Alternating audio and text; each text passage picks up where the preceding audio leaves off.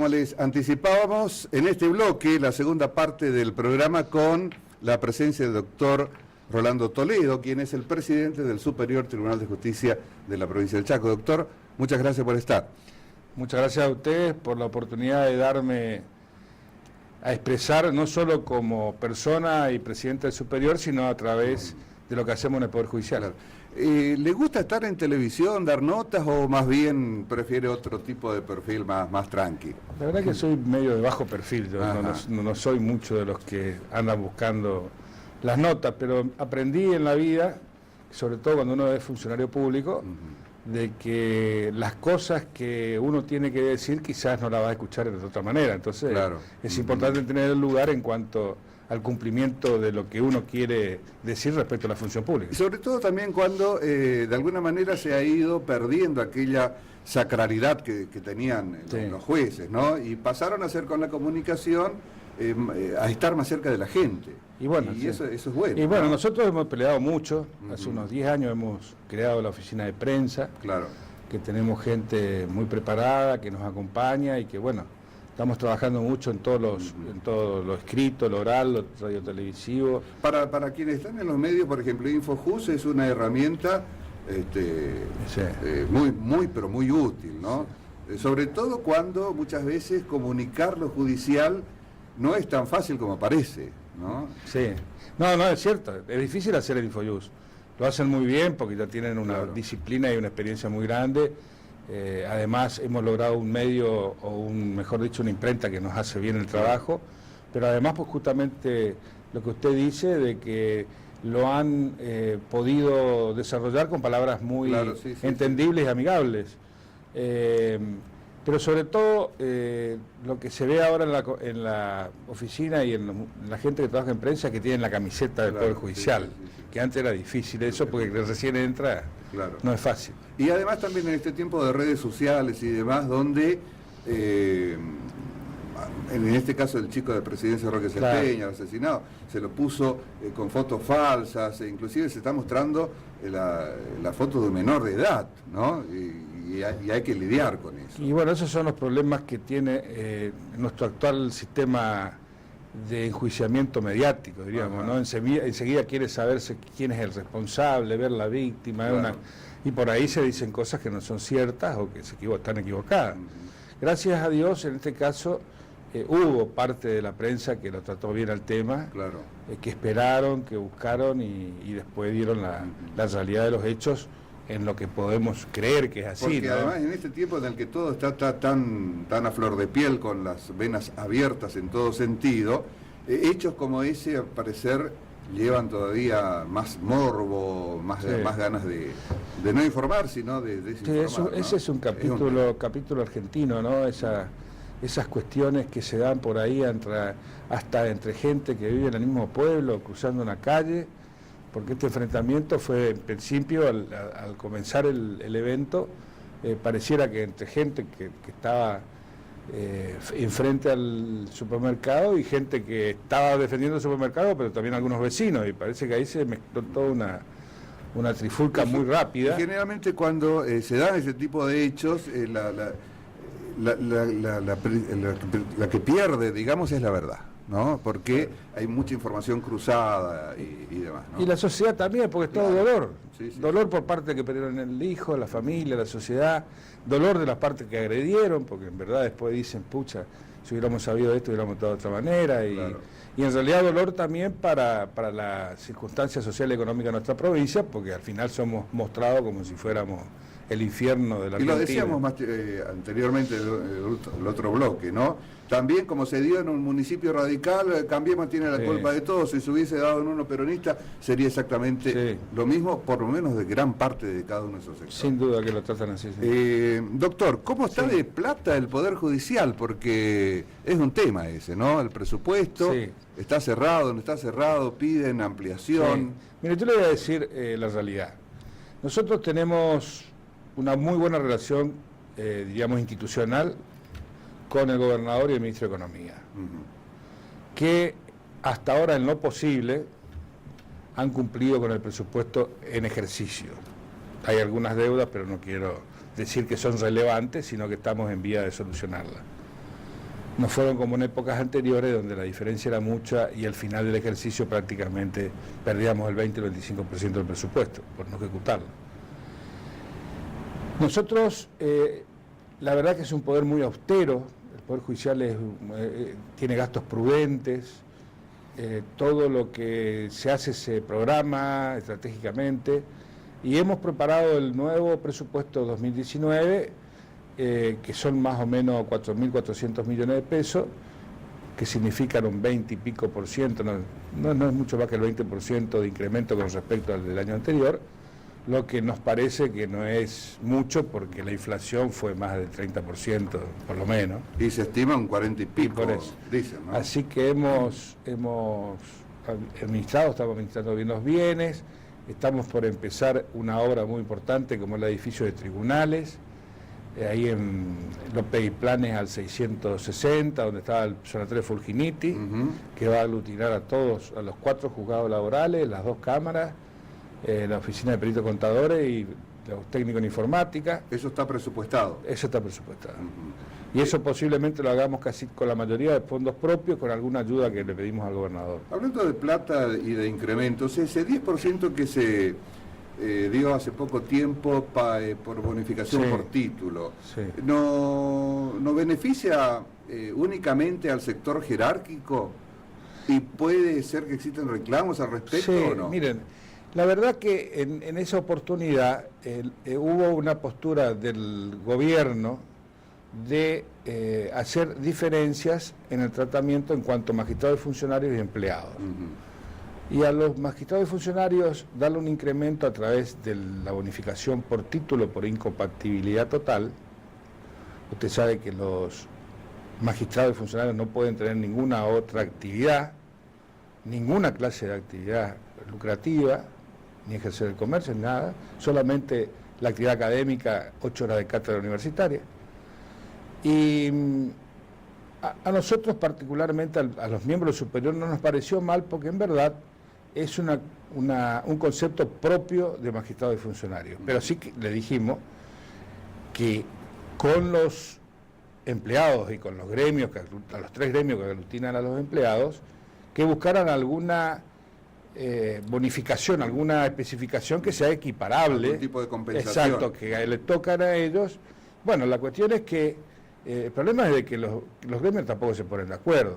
En definitivo, primó el criterio de uno de los gremios, que es el mayoritario, el Sindicato de Trabajadores de Empleados Judiciales, y ellos pidieron una bonificación también por la incompatibilidad como empleados, porque también como empleados no pueden realizar otra tarea, pero el monto que surgía de aplicar ambos porcentajes no eran iguales. Creo que en el año la diferencia significa un 5% total mayor para funcionarios magistrados que para los empleados.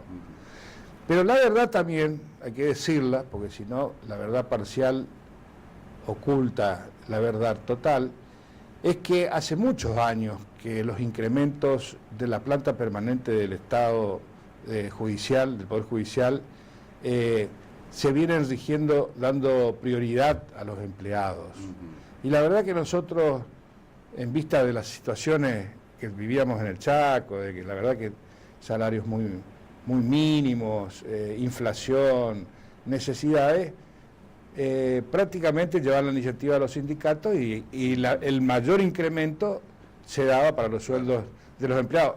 Un dato nada más. Sí. Los magistrados y funcionarios estamos en el Chaco, somos 22 en el orden nacional. Los empleados están en el orden 3 o 4 del orden nacional.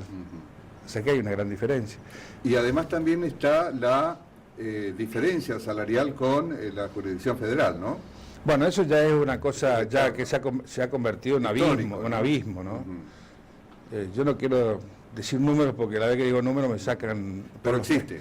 Existe casi 4 veces. 4. ¿Y hay alguna posibilidad de tratamiento? ¿Quién tiene el poder de decisión ahí? Bueno, nosotros habíamos hecho hace un tiempo, unos 4 o 5 meses antes, una reunión con el ministro Garabano, tendiente a ver si se podía crear o pensar en la institución de un fondo compensador, un fondo equilibrador de las situaciones estas de mucha inequidad. Y no se dio. Y nos dijeron que sí, que lo íbamos a tratar, pero después vino todo el colapso. Claro, y con todo este tema ahora... pero lo vamos a replantear. Ajá. Lo vamos a replantear porque además somos 3 o 4 provincias nomás, sobre todo las del NEA, y con Santiago del Estero. Y no es plata, diríamos, a nivel considerable para el presupuesto nacional. Y tienen un agregado, no le quiero dar pálidas, ¿no? Pero se está tratando nuevamente el tema de ganancias. Sí, bueno, la verdad que una cosa es comenzar uno como actividad con juez sabiendo que va a pagar ganancias, porque ya está en el riesgo que uno acepta, y otra cosa es asumir como juez con un sueldo bastante bajo y que además tenga que pagar ganancias. Son situaciones diferentes. Se visualiza como algo inequitativo. Y es claro, sí, bueno, está bien. Habría que ver realmente qué es lo que se considera como razonable que un juez tiene que ganar, cuál es la... Porque no nos olvidemos, el juez tiene que tener un nivel de vida considerable, es el que resuelve las cosas de la libertad de las personas, de los bienes, del patrimonio, y tiene que tener tranquilidad para trabajar. No puede estar buscando alternativas porque el salario no le alcanza. ¿Y la intangibilidad de los saberes es constitucional, doctor? Sí, la intangibilidad tiene un principio de independencia de los poderes, o sea, los salarios no pueden ser disminuidos, ni menguados, ni dejados de pagar por un tiempo, en virtud de que se considera que son una remuneración básica y esencial para la vida de los... O sea que es un reaseguro que tienen, digamos, como para que... Sí, es una garantía a la independencia judicial. Y además también en estos días la Asociación de Magistrados hizo una petición de apertura de paritarias, ¿no? Sí, claro, porque realmente nosotros habíamos obtenido estos 5 puntos en el año de más, pero en definitiva, si uno saca las cuentas, a nosotros nos dieron el 10% de aumento general para todos, y después póngale que haya sido un 5 o un 7% más, habrá sido 5% para los empleados y 7 o 9% para nosotros, relacionado a una inflación que no solo en este año golpea mucho, sino el año pasado nosotros perdimos el 12% del salario. Entonces, si uno va sumando, se sienta como la mitad. Y por lo menos en el momento que estamos haciendo el programa, se viene un paro de los gremios, sí, ¿no? Para este viernes. Sí, primero fue el Sindicato de Trabajadores, después se sumó la Unión de Trabajadores Judiciales y ahora nos notificaron la Asociación de Judiciales Chaqueños. Yo voy a hablar con los gremios, ya los cité para el lunes, para ver cuál es la opinión de ellos, qué es lo que están solicitando, y seguramente también hemos pedido reunión con el gobernador porque queremos transmitirle, también queremos saber cuáles son las alternativas, cuál es el camino a recorrer. Claro. Este es el mejor de los diálogos institucionales, la intención no es tener malas relaciones, al revés, es caminar por un lugar donde podamos encontrar una mesa de diálogo y alguna solución que, aunque sea transitoriamente, solucione las grandes inequidades, ¿no? Claro. ¿Cómo están funcionando los juzgados en el interior, fundamentalmente? Sí. Mire, yo le voy a decir la verdad, algo que decía cuando era abogado. Yo fui 30 años, más de 30 años abogado, y siempre decía que la justicia chaqueña era una de las mejores.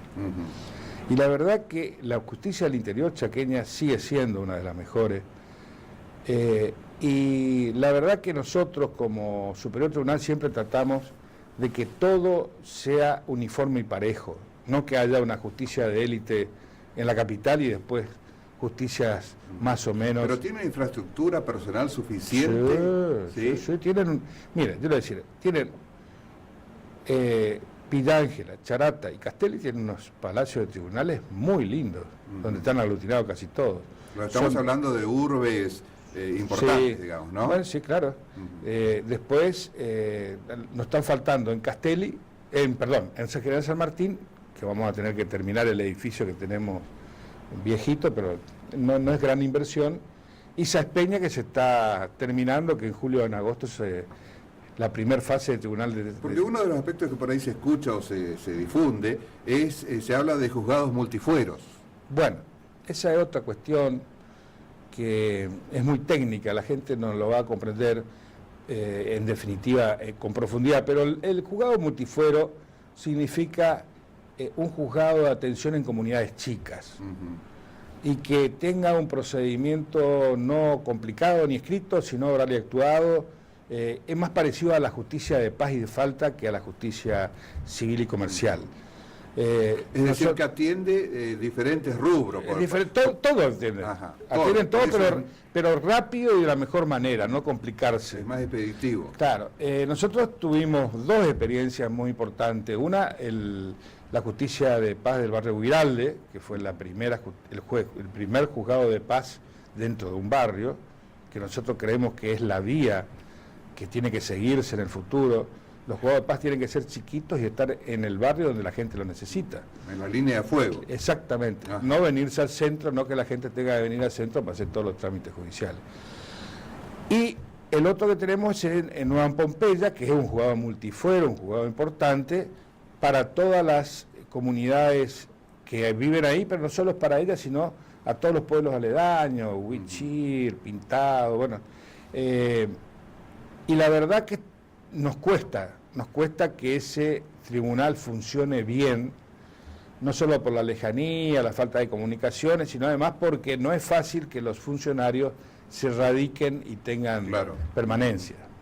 Pero estamos consiguiendo, estamos mejorando.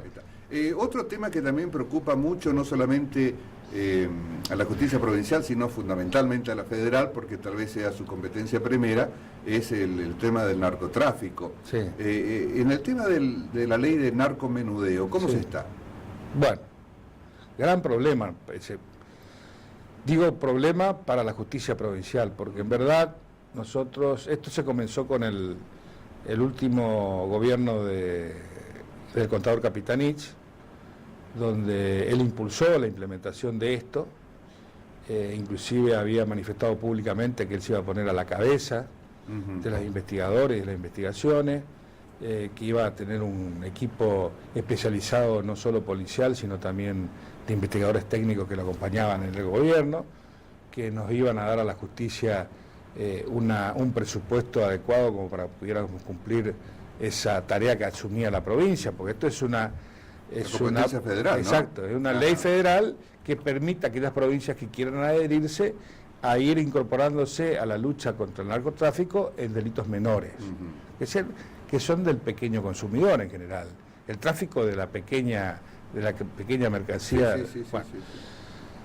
La verdad que a nosotros eso nos ha causado un tremendo problema, un colapso, le diría. ¿Por qué, doctor? Porque la mayoría de las actividades, primero porque son muchos, van creciendo en la cantidad de casos. Por ejemplo, se hizo un pabellón en la alcaldía policial provincial, acá de la de Resistencia, de 100 personas que pueden estar alojadas, que en principio iba a ser para distribuirla entre los distintos procesados. Bueno. Y resultó que quedó solamente para los detenidos por narcotráfico porque eran muchísimos. Quedó chico. Quedó chico. La realidad es de que absorbe no solo el lugar físico de la alcaldía, sino que además se va rotando, porque como los delitos son menores, están un tiempo, 6 meses, un año y medio, salen, entran otros, pero después vuelven, y entonces todo una rotación permanente del mismo universo que no... ¿Cuál podría ser una solución? Y la solución es que que nos den los recursos necesarios, imponer penas mayores, ser más exigentes con el cumplimiento de las penas, y trabajar en un sentido de reconversión y de resocialización. Que no están dadas esas condiciones hoy. No están dadas. No están dadas hasta el punto de que la verdad es que nosotros le hemos pedido a todos los gobernadores, pero especialmente ahora a Domingo Pepo, la posibilidad de que se vea que puedan trabajar, que puedan tener el culto, el culto evangelista, el culto católico, religioso, que eso ayuda mucho, por lo menos en la sanidad espiritual, ¿no?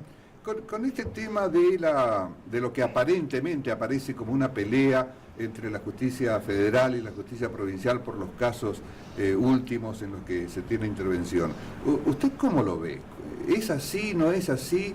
¿Qué podemos esperar y sacar en claro quienes leemos información, escuchamos? Sí, es muy difícil. Es muy difícil. Nosotros tenemos un sistema judicial federal, judicial nacional de dos tipos. Uno federal, que corresponde a la capital federal, territorios nacionales y a determinadas materias que están circunscriptas en razón de las personas o de la materia o del lugar, a la justicia federal. Todo lo restante es provincial. Si uno lo lee a Alberdi decía de que la justicia federal se debería haber reducido a lo relacionado a aduanas, a delitos de contrabando, a las cuestiones máximas de defensa y de problemas de límites con los países vecinos. Sin embargo, la ley que implementó la justicia federal tiene, a través, primero la Constitución y después las leyes, han establecido una cantidad de juicios que tienen competencia federal, que son muchos y la infraestructura federal no da abasto para atenderlos. Entonces resulta de que a nosotros nos han dado una parte en el narcotráfico que es la de los delitos menores. En la parte económica hay alguna concepción que dice, si la competencia federal es la que tiene la competencia sobre el lavado, que es el delito mayor, también comprende a todos aquellos menores que significan algo inicial, algo complementario o algo que coadyuva, pero que no es lo principal, que es el lavado, y entonces creen o sostienen de que, por ejemplo, una defraudación de una persona al Estado que después ha lavado ese dinero tiene que ser absorbido por la justicia federal. ¿Hay jurisprudencia respecto que por lo menos oriente qué es lo que se debería hacer acá? La Corte Suprema ha tenido vacilaciones, es cierto, pero últimamente está inclinándose con sentidos prácticos, diríamos. Como ha hecho la jueza federal ha reconocido que nuestra justicia provincial había evolucionado muy rápidamente en el juzgamiento del lavado 1 y entonces se apartó diciendo de que en pos de la investigación más rápida y con más celeridad dejaba que la provincia siguiera investigando, y me parece que así tendría que ser. ¿Y la relación con el fiscal Sabadini cuál es? Bueno, nosotros tenemos relaciones institucionales y funcionales siempre iguales. Lo que pasa es que hay estilos y hay maneras de ser que por ahí tienen sus encontronazos, ¿no es cierto? Es mediático, dice cosas, adelanta cosas que después no se sabe cómo siguen. Ha hecho, si uno empieza a comienzos de año, de todas las cosas que se iban a investigar y que resultaban muy grandes y muy importantes, resulta que no está, yo por lo menos no veo probado muchos de ellos. Así que me parece que hay que achicar un poco lo que se quiere investigar o hacerlo prudencialmente por partes y no tratar de abarcar un universo que después no se puede investigar, ¿no? ¿Lo conversaron con él? No, yo la verdad que no, porque como es Ministerio Público, no conversé con la juez federal, sí tenemos una relación permanente con Sonira Linenberger, sí hablamos y, bueno, hablamos lo que podemos hablar también, porque claro, nosotros dependemos de las pruebas que hay, de los casos. Y yendo a un aspecto más coyuntural, si se quiere, pero que trascendió en las últimas horas, también se habló de como un encontronazo ahí con el pedido de detención de Horacio Rey en la penitenciaría local y no en la policía, que no se pudo concretar, en una comisaría que no se pudo concretar. ¿Qué no se pudo concretar? ¿El traslado? Ajá, no, se trasladaron, parece. Ajá. De acuerdo a lo que me dijeron. Claro, porque en un principio se dijo que sí, no se pudo haber parece hecho. Que hoy lo han trasladado no solo a Rey, sino a Lugo también. Ajá. Ahí hay cuestiones que son, diríamos, complicadas y que se van sumando. ¿Complicadas en qué? Porque tampoco está claro cuando la competencia es conjunta, como en este caso la federal y la provincial, quién es el que continúa en la custodia y en el mando, por así decir, de la situación del privado de libertad. Y en este caso Rey y Lugo estaban dispuestos con prisión preventiva por la justicia provincial y fueron detenidos por eso en institutos de la provincia. Resulta que ahora, con motivo de que parece, de que hubo quejas de los propios imputados y de internos, de que no había condiciones dignas ni suficientes, convenientes como para que esta gente esté alojada en comisaría, el comisario o la comisaria, no sé bien quién es, pero sé que es el titular de la comisaría, le informó al juzgado federal y pidió de que hagan cesar esa situación, porque en realidad las comisarías no están destinadas a esa función. Entonces, no sé qué más habrá, esto es lo que hasta ahora conozco, quizás hay otras cosas importantes. La juez ordenó el traslado de los detenidos. Me imagino yo de que debe tener en el fondo una sensación o una intuición de que en ese lugar, o como estaban detenidos, había peligro de fuga, o por lo menos no estaban dadas claro.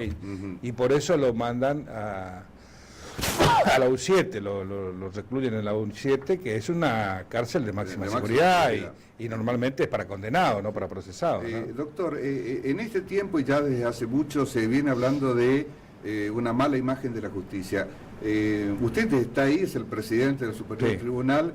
¿Cree que es tanto así? Y de serlo, ¿qué se podría hacer o qué podrían hacer como para salir de ese estadio? Sí, las estadísticas y las encuestas y las demostraciones empíricas que han hecho los periodistas y han hecho instituciones no gubernamentales, que no tienen interés en perjudicar a la justicia ni para nada, demuestran que sí, que hay una gran proporción de la ciudadanía de que no ve bien a la justicia, tampoco ve bien a los jueces, no están conformes con los tiempos de la justicia ni con las soluciones de la justicia, pero yo que anduve de abogado y que conozco más o menos la calle y la sensación de la gente, fui abogado penalista, me parece de que el mayor disgusto, la generalidad de la mala onda, por así decirlo, que tiene la gente con el Poder Judicial, es más por cuestiones de la justicia federal y Comodoro Pi que por la justicia provincial. Claro, porque fíjese, hace poco, por lo menos desde el 2016, está instituida la figura del arrepentido. Poca gente lo conoce. Y resulta que dice, señor juez, estoy arrepentido. 2 Padre Nuestro, 4 Ave María, váyase. Y no es así. En lo fáctico no es así, pero por lo menos se ve. Sí, y esos casos de los jueces garantistas que lo sueltan al imputado, aún en casos de delitos de contenido sexual, y que se sabe de que son que van a repetir el hecho, porque esa gente no se recupera. Por más que esté sujeto a derecho la decisión del juez. Sí, claro, pero el juez puede tomar medidas para evitar. Yo no digo no digo que no debe dejarlo en libertad, pero sí que debe cuidar a los terceros para que no cometan el mismo delito. Esos son aspectos que, dice usted, contribuyen a esa mala imagen. A esa mala imagen. Contribuyen porque además, normalmente las respuestas que dan la gente que obró los jueces, o los camaristas que obraron en esas circunstancias, no son satisfactorias. Siempre tienen, lo digo yo que soy abogado y soy juez, uno lo lee y lo relee y no se convence de que el resultado que es malo fue por una decisión fundada o razonable. O sea, hay mucho para hacer como para... Yo creo de que la solución para que la justicia mejore es acercarse a la gente, es tratar de que nosotros vayamos articulando mejores relaciones con la comunidad para que tengan acceso real a la justicia y para que se resuelvan los casos que se presentan. Mejorar la administración. Exactamente. Y sobre todo de la gente más pobre, más vulnerable, más excluida. Esa es la gente que más necesita rápidamente solucionar sus problemas. Y yo creo que con justicia barrial de paz, con agilización de los procesos orales, nosotros vamos a hacer oralidad en todos los procesos. Empezamos lo penal, vamos a seguir en lo civil y comercial, vamos a hacerlo en familia y en contextos administrativos, o sea que creo que en 1 o 2 años vamos a tener oralizado todo el procedimiento, es que vamos a ser la única provincia argentina. Siendo pionero el Chaco también en la oralidad, ¿no? Y sí, en el 72 tuvimos nosotros proceso penal oral, y ahora estamos trabajando en el juicio por jurado. Justamente yo vengo de un taller ahí que estamos haciendo para que los operadores, los jueces, los camaristas, los fiscales, los defensores comprendan cómo cambia la litigación en esta clase de juicio y prepararse para enseñar a la gente y capacitar a la gente que tenga que ser jurado para desarrollar sus funciones, ¿no? Además también, y ya en el final de la charla, doctor, en su momento hicieron capacitación para quienes están en los medios de comunicación, para que se pueda llegar a transmitir fehacientemente aquello que sucedió y que acontece, y no lo que uno quisiera que pase, ¿no? La verdad que fue una linda experiencia, porque justo empezaba nuestra oficina de prensa y decíamos, bueno, lo que bueno sería de que haya una simbiosis, un intercambio, una relación fluida entre los periodistas y nosotros, y sobre todo una apertura de los jueces, porque normalmente el juez no hablaba sino por su sentencia, esto es verdad. Tampoco hay jueces que quieran hablar porque dicen que no es su función, hay otros porque no tienen la capacidad de explicarse y hay otros que son muy figuretes ya. Pero la verdad que de eso salió talleres donde los mismos periodistas nos dijeron, bueno, ¿y por qué no hacemos? Y a través de eso se hizo una licenciatura en periodismo judicial, que ahora ya es carrera en la Facultad de Humanidades, donde salieron los primeros egresados, y que la verdad son muy buenos. Por lo menos comprenden los términos judiciales, saben lo que son los procedimientos. En beneficio de la gente, porque en definitiva es el último destinatario. Exactamente, ¿no? Que comprendo a la gente, ¿no? Doctor, muchísimas gracias por su tiempo. Pues sabemos que son jornadas complicadas y hace tiempo queríamos tenerlo y bueno, pudimos concretarlo. Así que muchas gracias. Muchas gracias a ustedes, y la verdad que es cierto que no tenemos mucho tiempo, pero nosotros, y yo por lo menos, cuando es necesario aclarar algo, aunque sea en poco tiempo, es mejor decirlo y presentarse y aclararlo que no hacerlo. Así que estoy a disposición cuando ustedes digan. Ojalá que se expanda esta idea y que mayor cantidad de magistrados y jueces puedan hacerlo. Estamos tratando de hacerlo, creo que ya van a empezar. Algunos, más mujeres que varones, están saliendo, están pidiendo. Sí. Doctor, gracias. Gracias a ustedes. A ustedes les proponemos un reencuentro la próxima semana aquí en Cine Retórica, los viernes a las 22 y los domingos a las 15:30. Muchas gracias.